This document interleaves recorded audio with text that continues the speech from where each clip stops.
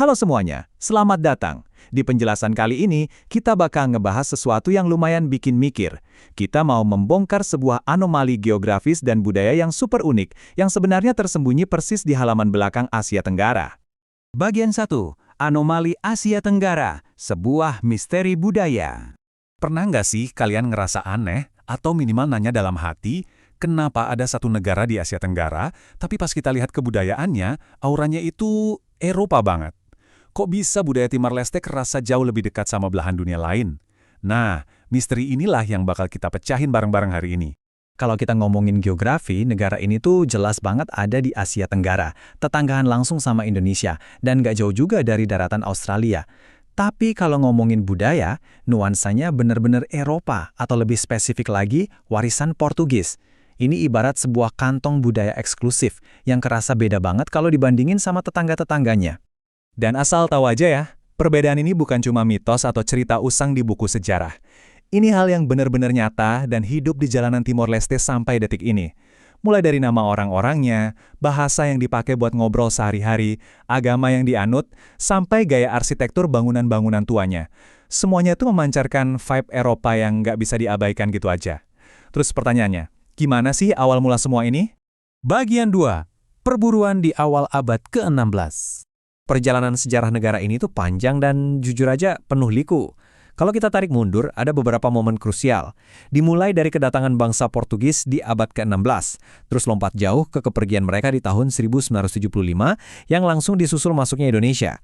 Sampai akhirnya mereka benar-benar merdeka secara penuh di tahun 2002. Tapi mari kita fokus dulu ke titik paling awalnya.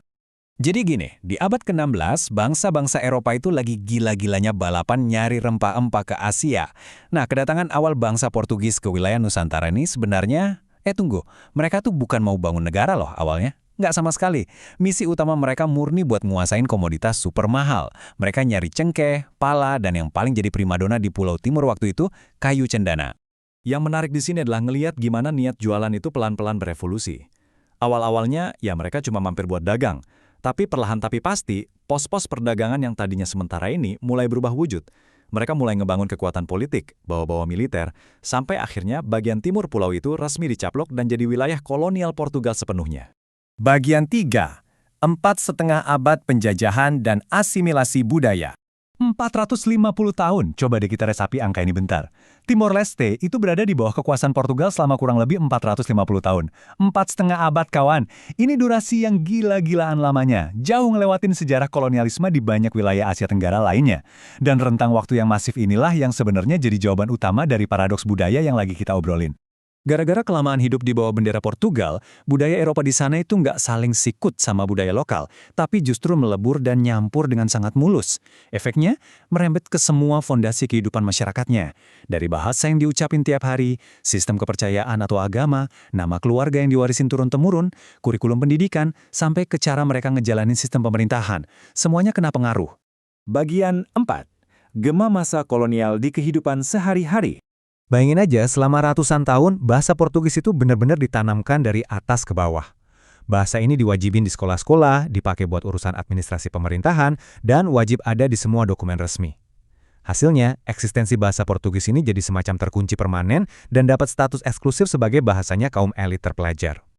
Nah, yang bikin geleng-geleng kepala adalah ngelihat gimana bahasa dari luar ini bisa nyampur ke obrolan sehari-hari. Walaupun masyarakat di sana punya bahasa lokal utama, yaitu bahasa Tetun, tapi kosakatanya itu loh, kental banget sama serapan Portugis. Misalnya nih, kata obrigado yang artinya terima kasih, itu jelas-jelas akar katanya dari obrigado.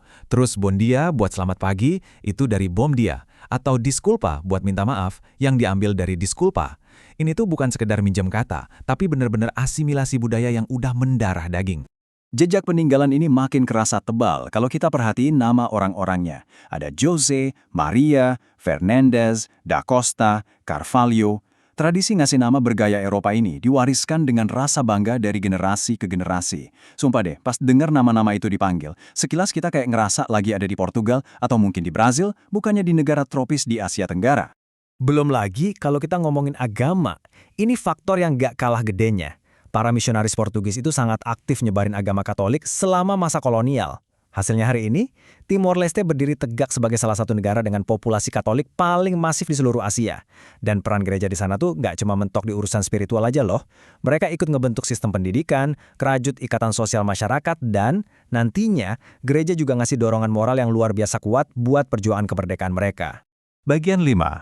Identitas modern di era kemerdekaan.